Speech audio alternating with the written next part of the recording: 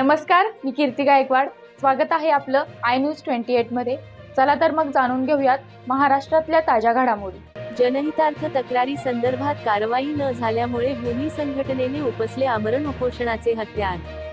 जनहितार्थ गोष्टींसाठी वारंवार तक्रारी अर्ज करून प्रशासनाने त्याची गंभीर दखल न घेता कोणतेही कारवाई न केल्या कारणाने भूमिपुत्र संघटनेने दिनांक 15 जुलै 2024 रोजी पालघर जिल्हाधिकारी कार्यालय समोर आमरण उपोषणाचे हत्यार उपसले असून अल्पसंख्याक पालघर जिल्हाध्यक्ष जावेद लुनानिया यांनी सुद्धा पाठिंबा दर्शवला असून जनतेने कडून आंदोलनाला उत्स्फूर्त पाठिंबा मिळावा.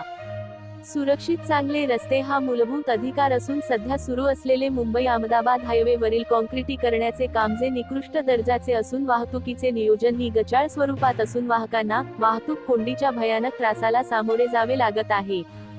त्यावरच रस्त्यावर पडलेले मोठमोठे खड्डे तळ्याचे स्वरूप घेऊन त्यात वाहन होऊन नुकसान, अपघात व जीव सुद्धा वगारवार जात असून प्रशासन मात्र आळशी स्वरूपातच काम करताना आढळून येत आहे. म्हणूनच या व इतर मागण्या मान्य करण्यासाठी प्रशासनाला जागे करण्याच्या उद्देशाने आमरण उपोषणाचे हत्यार उपसले आहे. वार्ताहर इंडिया न्यूज 28 साठी रहीम कुरेशी, डहाणू विधानसभा ची रिपोर्टर.